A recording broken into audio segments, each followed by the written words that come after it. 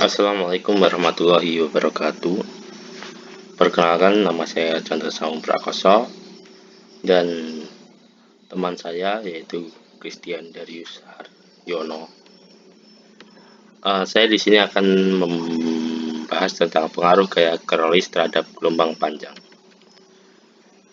Konten pertama yaitu apa itu gaya Coriolis, dan kedua pengaruh terhadap gelombang panjang, dan yang ketiga yaitu pengaruh gaya Coriolis terhadap gelombang panjang di perairan dalam, dan yang terakhir yaitu pengaruh gaya Coriolis terhadap gelombang panjang di perairan dangkal. Yang pertama yaitu apa itu gaya Coriolis? Gaya Coriolis adalah gaya semu yang muncul akibat pengaruh gerakan rotasi bumi dan gerakan udara terhadap permukaan bumi. Akibatnya, adanya gaya Coriolis, maka angin tidak searah dengan gaya gradien tekanan dan tidak tegak lurus isobar.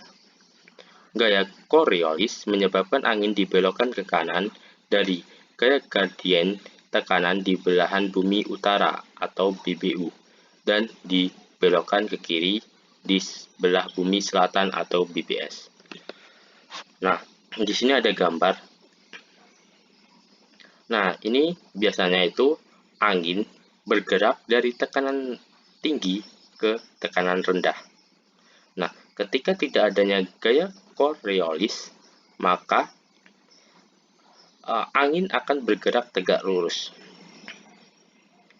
Nah, H adalah tekanan tinggi dan L adalah tekanan rendah. Nah, karena adanya gaya Coriolis atau gaya rotasi bumi, maka gerakannya akan berbelok.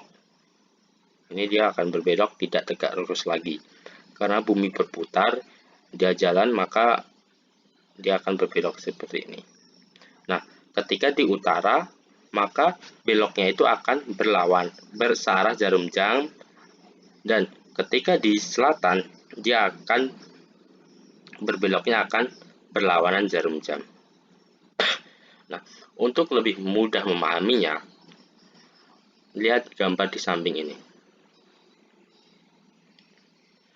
Ketika bola dijatuhkan, maka dia jatuhnya tidak di titik awal, karena dia berputar. Ini anggap saja bumi lagi berputar.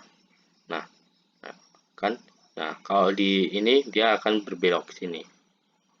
Dilihat di bawahnya itu akan berbelok, tidak lagi di titik awalnya. Titik awal ini dianggap tekanan rendah, dan di titik merah ini anggap aja tekanan rendah, dan bola ini dijatuhkan di tekanan tinggi.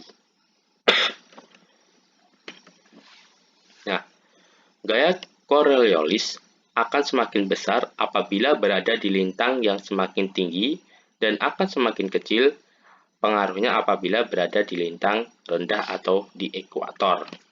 Nah, gaya Coriolis akan rendah apabila di khatulistiwa.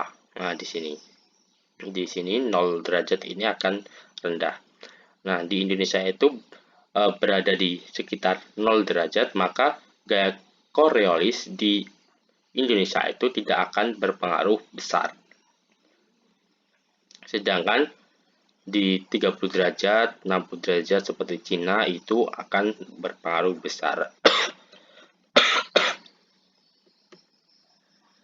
Untuk menghitung besarnya gaya Coriolis, maka kita bisa menghitung dengan cara Fc sama dengan 2 dikali kecepatan sudut rotasi bumi, atau sudah diketahui yaitu 7,29 kali 10 pangkat min 5 radian per detik dikali sin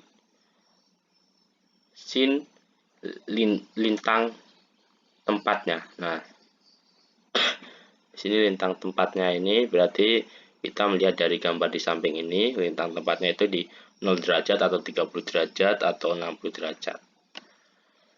Nah, seperti yang saya bilang tadi, berdasarkan persamaan tersebut, terlihat bahwa gaya Coriolis makin besar jika menuju ke lintang tempat yang lebih tinggi.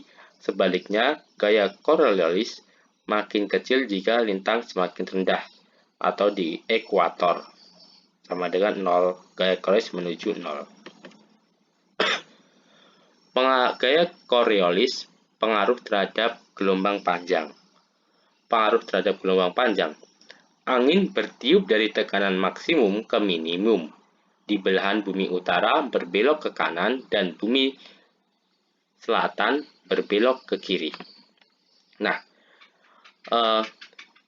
sudah kita pelajari bahwa gelombang panjang itu bisa terbentuk karena proses angin yang berada di lepas pantai. Sehingga apabila angin berbelok, maka proses terbentuknya gelombang panjang juga akan mengalami pembelokan. Sehingga berpengaruhnya itu sama-sama angin dan gelombang itu sama-sama berbelok. Pengaruh gaya Coriolis terhadap gelombang panjang di perairan dalam. Pada dasarnya, gaya Coriolis di perairan dalam akan mengalami pembelokan semakin besar apabila pergerakan gelombang panjang tidak terlalu cepat. Nah, ketika bola ini dijatuhkan, pergerakannya tidak terlalu cepat, maka belokannya akan semakin besar. Beloknya akan semakin besar. Pada kecepatan gelombang yang relatif cepat, maka pembelokan gaya Coriolis akan semakin kecil. Hal ini juga berpengaruh pada kecepatan gradien rotasi bumi, tetapi tidak lebih kecil dari perairan dangkal. Nah, meskipun dia cepat, maka pembelokannya akan semakin kecil, tapi masih kecil di perairan dangkal. Pada ketinggian gelombang akan relatif tidak terlalu tinggi karena berpengaruh pada kedalaman permukaan laut. Maksudnya,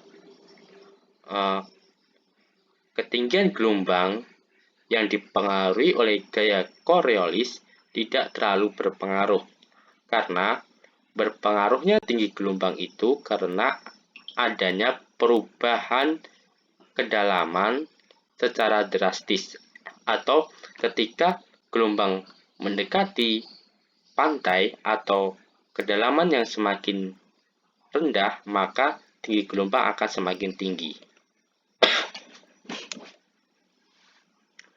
Pengaruh gaya Coriolis terhadap gelombang panjang di perairan dangkal.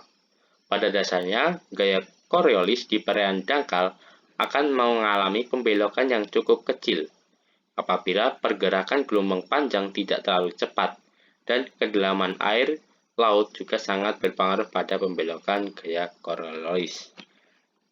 Nah, di sini ada pembelokan gaya Coriolis. Nah, kesimpulannya, gaya Coriolis akan berpengaruh apabila berada di lintang yang semakin besar. Sebaliknya, gaya Coriolis tidak terlalu berpengaruh jika terjadi di lintang yang rendah. Semakin cepat gelombang, maka akan semakin besar arah pembelokannya. Di sini menandakan pengaruh gaya Coriolis akan semakin besar juga. Semakin dalam permukaan laut, maka akan semakin besar pengaruh gaya Coriolis terhadap gelombang panjang, dan sebaliknya akan semakin kecil pengaruhnya apabila berada di perairan dangkal. Thank you.